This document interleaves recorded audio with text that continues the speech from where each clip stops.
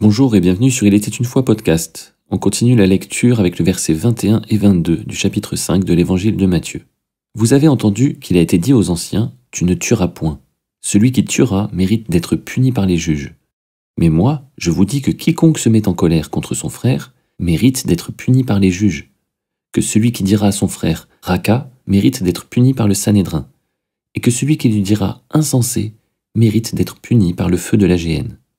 Nous en avons parlé donc la dernière fois de manière générale. Là on voit Jésus qui ajoute, qui modifie la loi, qui va plus loin que ce qui est écrit dans la loi de Moïse. Et je rappelle, avec le contexte du verset précédent, que le but de Jésus, c'est de montrer la justice qui dépasse celle des scribes et des pharisiens, afin que les gens puissent entrer dans le royaume des cieux. Le premier exemple que Jésus prend pour illustrer son propos est probablement un des plus choquants. Il est en train quand même de dire que on vous avait dit que tuer c'était pas bien, mais se mettre en colère contre son frère, c'est pas mieux.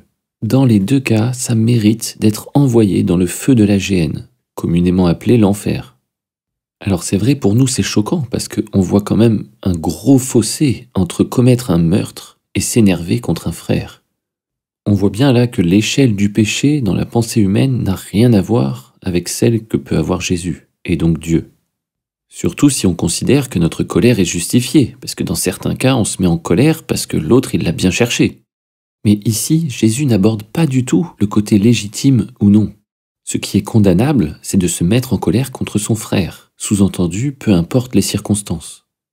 Et même si c'est complètement inutile, je pose quand même la question. Qui d'entre nous ne s'est jamais mis en colère contre son frère, contre sa sœur, contre son père, sa mère, son mari, sa femme, ses amis, ses enfants ?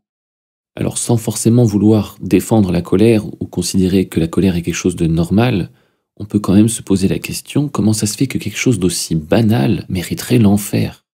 Tout simplement parce que Dieu n'est pas comme ça. Dieu ne se met pas en colère contre son frère, ou plus précisément contre ses enfants. Sa nature, c'est d'être lent à la colère, d'être miséricordieux, d'être compatissant, d'aimer quoi.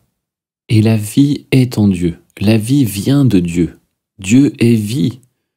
Donc tout ce qui est comme lui, tout ce qui est en lui, va à la vie et est vie. Mais tout ce qui est en dehors de lui, ou qui n'est pas comme lui, du coup n'a pas la vie, et donc destiné à la mort. De plus, Dieu est éternel, donc il est vie éternelle. La vie éternelle est en lui. Il est la source de la vie éternelle. Mais dès qu'on est en dehors de lui, dès qu'on n'est pas comme lui, on est coupé de la vie éternelle, et il n'y a pas d'entre-deux. Si on n'a pas la vie éternelle, c'est qu'on a la mort éternelle. Et je ne pense pas du tout que Jésus, quand il dit que ça mérite l'enfer, que ça mérite la géhenne, parle d'une punition pour un acte mauvais. Je ne pense pas que Dieu fonctionne comme ça. Il avertit simplement que la colère, le meurtre et toutes les autres choses mènent à l'enfer naturellement. C'est un état de fait, c'est une réalité spirituelle. C'est comme si je disais à mon enfant « Ne touche pas le feu, sinon tu seras brûlé ». La brûlure n'est pas une punition. C'est la conséquence logique, naturelle et inévitable d'avoir désobéi, d'avoir touché le feu. Alors je fais une rapide parenthèse parce qu'on pourrait me rétorquer que Jésus a dit que ça méritait l'enfer, mais j'utilise la version Louis II 1910 pour la lecture, qui n'est pas forcément la meilleure dans ce cas présent. Allez regarder dans d'autres versions, ou pour ceux qui ont les outils dans le texte grec, le verbe mériter est complètement absent du texte. En fait, ce serait mieux traduit par « celui qui se met en colère contre son frère sera passible du jugement, sera passible du feu de la géhenne ». Donc au travers de tout ça, Jésus veut faire passer un message. Il veut choquer les gens, car il sait très bien que le nombre de meurtriers reste une minorité. Par contre, se mettre en colère contre son frère concerne absolument tout le monde. Donc la justice par les œuvres me condamne nécessairement. Et il veut ouvrir les yeux à son auditoire pour qu'il comprenne qu'il a besoin d'une autre justice que la justice par les œuvres. Il a besoin de la justice par la foi.